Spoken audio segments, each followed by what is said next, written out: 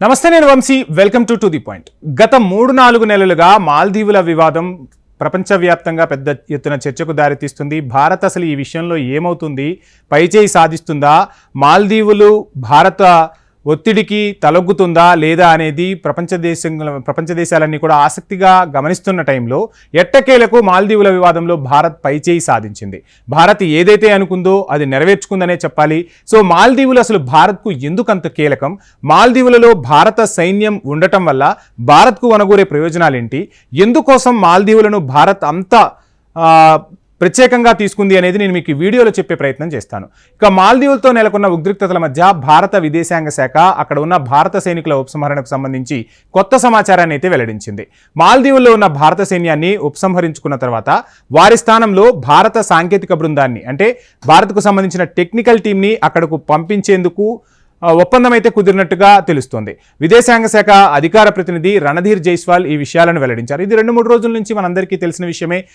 సైన్యం ప్లేస్లో టెక్నికల్ టీంని అక్కడకు పంపించేందుకు భారత్ ఏర్పాట్లు చేస్తుంది అనేది 2-3 రోజులుగా మనం న్యూస్లో చూస్తున్నాం. ఎట్టకేలకు ఈ విషయంపై అయితే అటు మాల్దీవుల సర్కార్ కూడా అంగీకరించినట్టు తెలుస్తుంది. దీంతో సైన్యం ప్లేస్లో టెక్నికల్ టీం అక్కడికి వెళ్ళబోతుంది. అయితే అసలు సైన్యం ఎందుకు ఉంటుంది, సైన్యం వెనక్కి వచ్చిన తర్వాత ఈ టెక్నికల్ టీం అనేది భారత్ అనుకున్న వ్యూహాలను అక్కడ అమలు చేయగలదా అనేది ఇప్పుడు పెద్ద ఎత్తున చర్చకు దారితీస్తుంది. అయితే ఖచ్చితంగా ఈ సైన్యం ప్లేస్లో ఎవరైతే టెక్నికల్ టీం వెళ్తారో ఈ టెక్నికల్ టీంలో భారత్ చాలా తెలివిగా వ్యవహరించిందనే చెప్పాలి.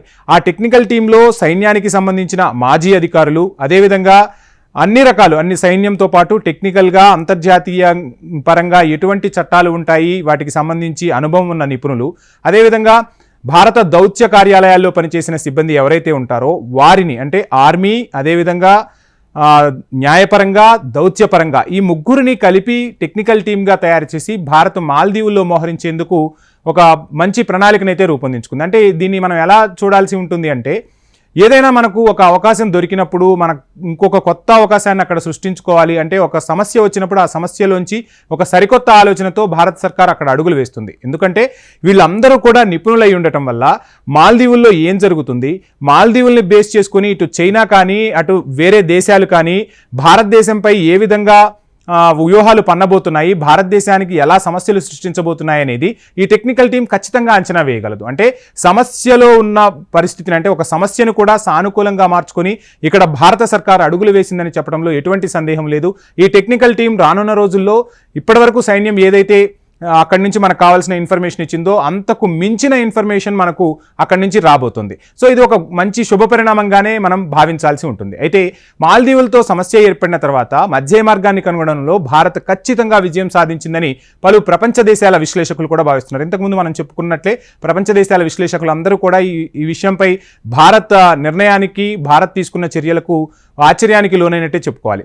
అక్కడ భారతీయ సైనికులు ఉండకపోవచ్చు, కానీ వారు చేసే పనిని భారత్ తమ టెక్నికల్ టీంతో కూడా సునాయాసంగా చేయించగలదని ప్రపంచ దేశాల నిపుణులు అభిప్రాయం వ్యక్తం చేస్తున్నారు. ఇక మాల్దీవుల భౌగోళిక స్థానం చాలా ముఖ్యమైనది మనకు. ఎందుకంటే గల్ఫ్ దేశాల నుంచి దిగుమతి అయ్యే చమురు మాల్దీవుల ద్వారానే భారత్కు వస్తుంది. ఈ నేపథ్యంలో భారత్కు మాల్దీవులు వ్యూహాత్మకంగా ముఖ్యమైనది కూడా. ఇక ఈ సంబంధాల పరిమితికి మించి క్షీణించకుండా ఉండాలంటే సైనికుల బదలాయింపుకు మాల్దీవులు ఒప్పుకోవాల్సిన అవసరం ఉందని ఢిల్లీలోని చాలామంది ప్రొఫెసర్స్, అదేవిధంగా Chinese studies assistant professor Arvind కూడా కొన్ని కీలక వ్యాఖ్యలు చేశారు. ఇక భారత సైన్యం ఉపసంహరణ విషయంలో తొలుత మొండిగా ఉన్న మాల్దీవులను ఎట్టకేలకు భారత్ తన దారికి తెచ్చుకుంది. ఇప్పుడు అక్కడ సైన్యంలో క్రియాశీలకంగా లేని వ్యక్తుల మోహరింపునకు అంగీకరించడం చాలా పెద్ద విషయమేనని అభిప్రాయాలు వ్యక్తమవుతున్నాయి. ఏది ఏమైనా భారత్కు మాల్దీవులు అనేది అత్యంత కీలకం. అక్కడ భారత్ చాలా మౌలిక వసతులను కూడా కల్పించింది. అంతకుముందు ఉన్న సర్కార్ భారత్కు అనుకూలంగానే ఉంది, కానీ చైనా కుయుక్తులకు ముయిజు సర్కార్ బలైపోయింది.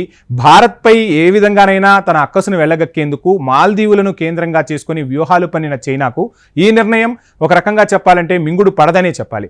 ఏది ఏమైనా భారత దౌత్యాధికారులు తీసుకున్న నిర్ణయం, సైన్యం ప్లేస్లో అక్కడికి మన టెక్నికల్ టీం వెళ్ళటం, ఆ టెక్నికల్ టీం యథావిధిగా తన కార్యక్రమాలను నిర్వహించడంతో మొన్నటి వరకు భారత్ను వేధించిన మాల్దీవుల సమస్య ఇకపై ఉండదు. భారత్ ఈ విషయాన్ని సానుకూలంగానే మార్చుకొని ఒక అద్భుతమైన చెక్ పెట్టిందనే చెప్పాల్సి ఉంటుంది. ఇది ఇవాల్టి to the point. Please subscribe HM TV.